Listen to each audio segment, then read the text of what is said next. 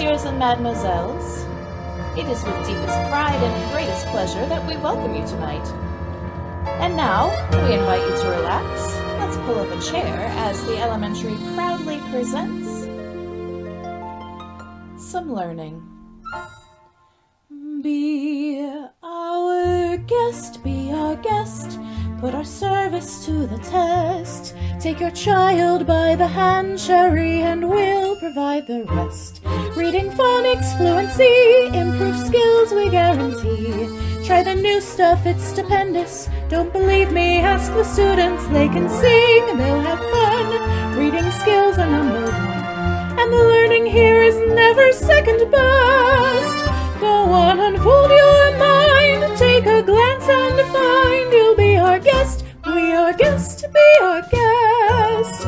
Reading cubes, learning play, dice and letters, hip hooray. We'll prepare and learn with flair, a learning cabaret. You're on board and you've shared, but the meeting's all prepared. No one's gloomy or complaining while the teacher's entertaining. We tell jokes, I do tricks with my future reading tips. And it's all in perfect taste that you can get.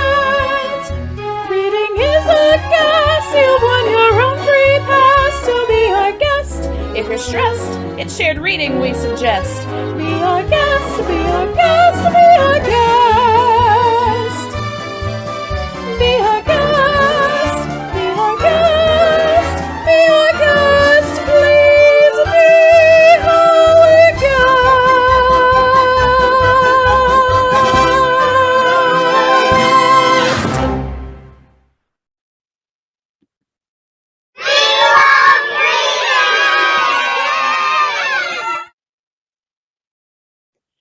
Hi everyone, my name is Laura Inkrat and I'm the Director of Curriculum and Instruction for Northridge Local Schools. Together with Milton-Union and Bradford Schools, we are so thankful you are spending time with us tonight for this virtual literacy event. Before I hand it over to Lisa, we have a few housekeeping items. Your cameras are turned off and your microphones are muted. This is being recorded and will be posted to each district's website and/or social media for future viewing. We will have 5 minutes for Q&A with Lisa about the activities she is showing us tonight. You can type your questions in the chat box below. There will be a short survey after the session ends. Please take a couple minutes to complete that so we can use your feedback as we plan out future virtual literacy events. All right, Lisa, I'll hand it over to you. Thank you, Laura. Great to be with everyone again. And tonight, I'm really excited because we're going to talk about something you don't have to learn any rules for, but I am going to give you some tips for one of the most important parts of the day that you can spend with your child, and that is read aloud time. And I'm just going to give you a few tips to get the most bang for your buck out of reading aloud with your young child. So the first thing I want to suggest to all of you is I want you to think about, if I wanted to eat more fruit and I thought, I want to be healthier and eat more healthy snacks, I should try to eat more fruit. What would one way be to increase the likelihood that I'm going to eat more fruit? And some of you may have already thought of what a lot of people suggest, which is keep a bowl of fruit on your counter. So I have a big bowl of fruit on my kitchen counter all the time that has apples and bananas and clementines, my favorite fruits, so that I'm more likely to walk by and pick one up. I see them and I think, that looks good. I think I'll have a snack of some fruit. It makes me maybe a little less likely to get into the candy jar, but most importantly, it's just inspiring me to do something that I'm really going to enjoy and that's going to be good for me too. And the same thing applies to books. I want you to think about having books available and easy to access all the time. When my kids were young, I tried to have books in every room in the house. So the reading material, at least in every room of the house, because I wanted them to see that reading is important and that it's fun and it's enjoyable. I wanted them to see me pick up a magazine to read when I had a few minutes. I wanted there to be books that they would enjoy looking at. I had magazine subscriptions for them. We got the newspaper. So the newspaper was always on the kitchen table in the morning or in the evening. So think in terms of having a lot of reading material available for your kids all the time and for yourselves as well, so that kids see that as a really healthy part of your complete lifestyle. Now, we've talked before, if you've joined us in other sessions, about how you don't have to be a gazillionaire to do that, because books are expensive. And I definitely know that. I love to go to bookstores, but it is expensive. So think about used bookstores, garage sales. The library is a great place, hand-me-downs from relatives. That's where I accumulated a lot of books. And I'm sitting in my the grandkids' room. When they come to visit, this is where they stay. And you can see, this is just one area where we've got books. We've got them in the headboards of the beds. We've got them sitting on the headboards. We've got book bins. We've got books all over this house. And they're messy, and that's okay. They don't have to be perfectly arranged, because you know what? When I see them all kind of messed up and stacked in different ways than I left them, you know what that says to me? Is there was a little kiddo looking at those books. And that's what I want to see. And that's what you want to see with your kids as well. So I'm going to talk about a few tips for getting the most out of your time that you read with your child. And we're going to think of it in two chunks. First, when we first begin to motor around as babies, we don't jump up when we're 3 weeks old and start running. We start out crawling. And then as we get more sophisticated, I guess, and more practiced, we start running, we start jumping, we start leaping and dancing. We're going to think the same way about reading with our kids. If you don't have a real good comfort level with reading with your child, you might start off with what we're going to call our crawl tips, okay? And if you already read a lot with your child, we're going to go into the leap tips, which is helping us know how to take it to the next level and getting the most out of that reading time. So each of those letters stands for something that I'm going to go over real quick with you to help you know how to get the most out of your reading time with your child.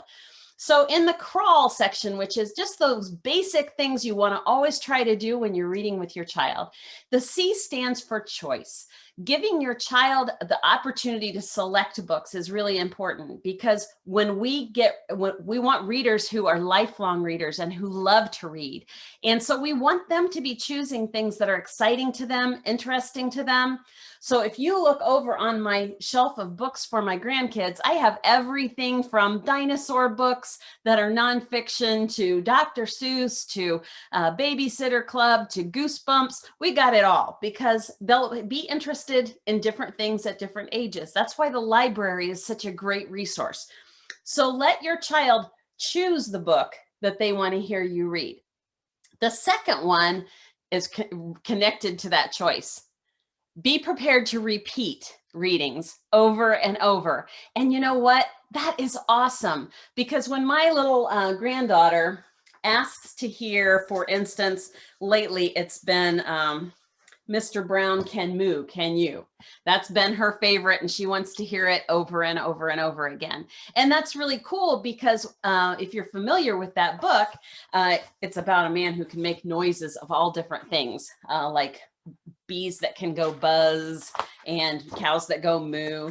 And it's got a nice rhythm to it. When we talked about developing fluency and rhyme last week, if you were with us, it's got a lot of that. It's a lot of fun, and the child can participate, which is really, really fun, because after 2 or 3 readings of repeating the reading, they'll know how. So you can say, Mr. Brown can make a sound like a bee. He can go, and then they can look at the word and they can participate and say buzz, because they remember that from the last time you read. So that anticipation is lots of fun. So child's choice, be prepared for repeat readings. The A stands for attention span.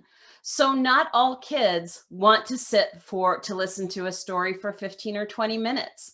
So you kind of have to know your child, and you always want to leave them wanting more.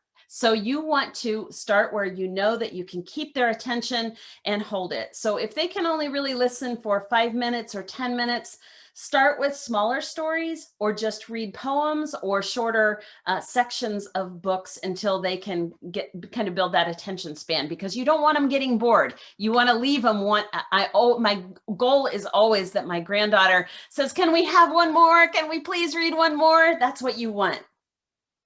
The W in crawl is to when you come up to words that you don't think your child knows. So the W stands for word study. When you come to a word and your child looks confused, or you think to yourself, "I'm not sure I've ever used that word with my child," take the time to talk about it and what it means, because that's going to really add to their vocabulary and help them understand the story better.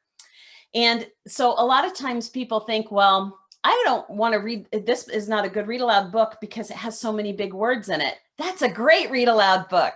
So books with shorter words that your child can read themselves are great books for them to read to you. And books with words that are maybe a little challenging for them are great books for them to read to you. But if there are big words that would be really frustrating and hard for them to read, that doesn't mean it's not a good book for them. It means that you need to be the one to read it so that they can add that big $25 word, I used to call them, put that $25 word in your bank. And that's a great way to build your child's vocabulary. Another thing to consider is that the length of the book. And so that's what we just talked about with the L in crawl.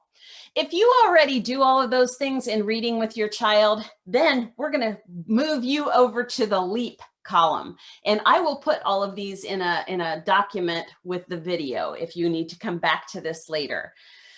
When we get to the leap side, we're going to really think about how do we get even more bang for our buck from that time reading.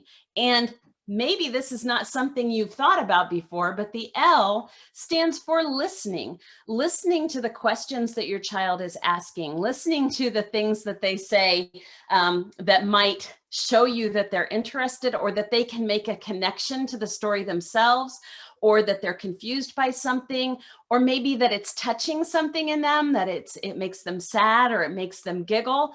So listen for your child's reactions, because that shows that they're making a connection to that text. And we want them to do that. We want them to connect to other books they've read before. So if they're saying, "Hey, that's the same character we read about before."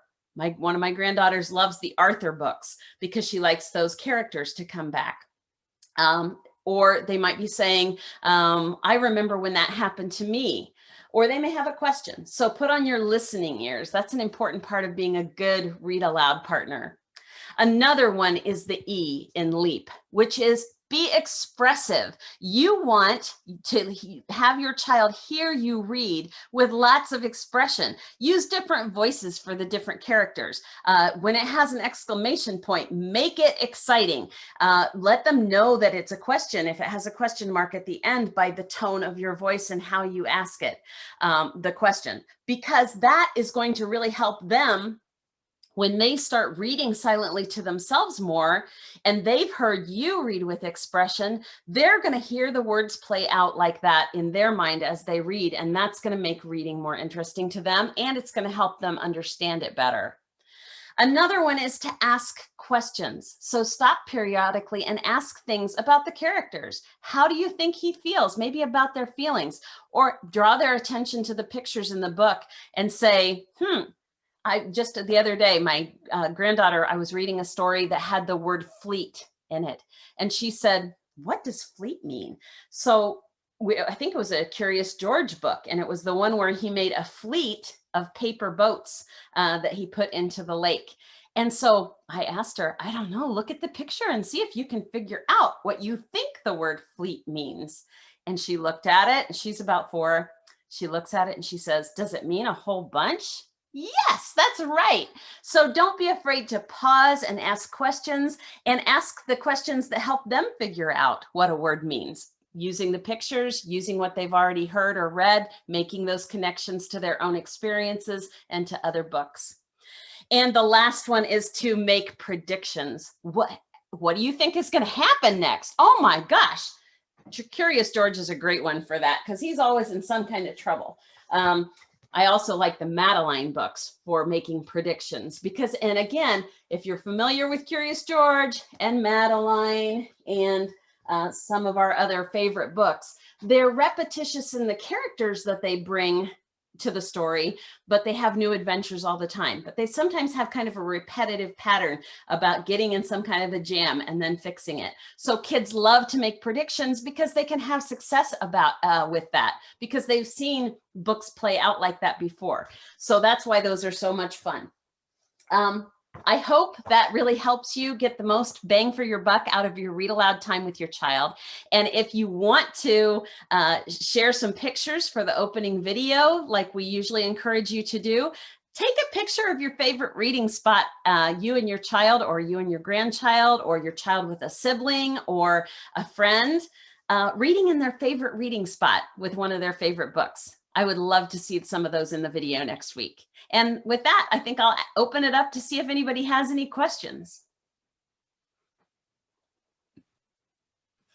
So Lisa, we don't have any questions in the Q&A, but I just want to thank you. While people maybe typing, I just want to thank you for sharing the idea about, sometimes I have a 5-year-old and she has, we have books, and sometimes I worry about the books have too big of vocabulary words or maybe over her head. But I just love the fact that you brought that up, that you can talk through it.